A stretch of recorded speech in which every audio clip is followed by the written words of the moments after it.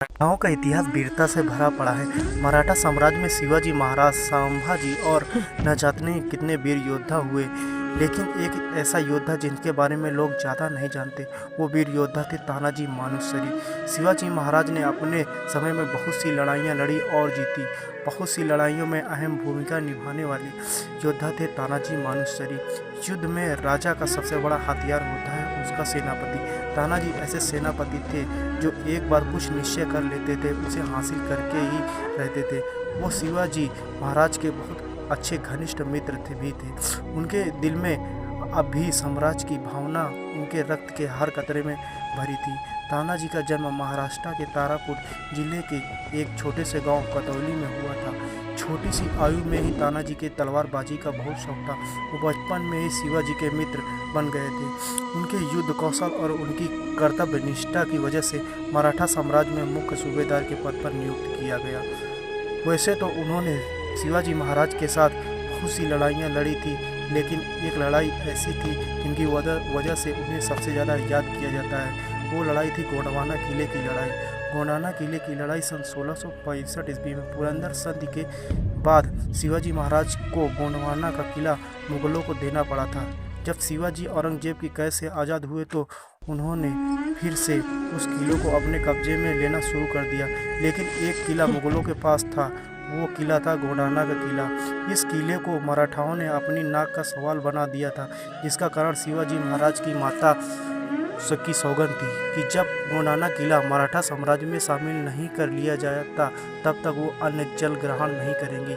इस बात का पता जब तानाजी मालुसरे को चला तो उन्होंने अपने पुत्र का विवाह बीच में ही छोड़ दिया और इस किले पर कब्जा करने के लिए चल दिए। इस किले को कब्जे में लेना आसान नहीं था, क्योंकि मुगल भी इस किले को हर हाल में नहीं छोड़ सकते थे। इस किले की सुरक्षा की जिम्मेदारी उदयभान राठौर के हाथ में थी।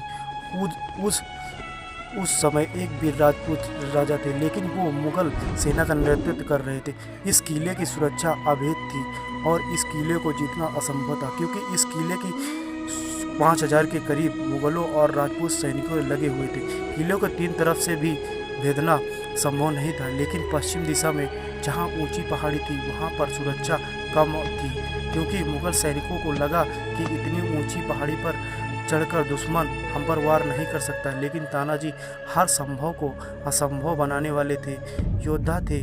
वो अपने के करीब सैनिकों को लेकर किले की पहाड़ी पर चढ़कर जाने की योजना बनाने को तानाजी पहाड़ी पर चढ़ने के लिए गोरपा नामक एक सरी सर्प की मदद ली। ये आसानी से किसी भी चट्टान पर चढ़ सकते थे, इसलिए रस्सी बांधकर खड़ी पहाड़ी पर चढ़ाया गया।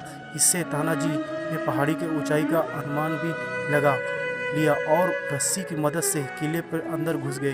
किले की सामने की तरफ से भाई सूरज और मामा सैलेर के साथ आक्रमण के लिए तैयार थे।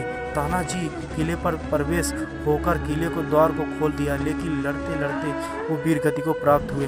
उनकी मृत्यु के बाद उनके भाई और मामा ने किले पर कब्जा कर लिया। उदयभान राठौर मौत के घाट उतार दिया।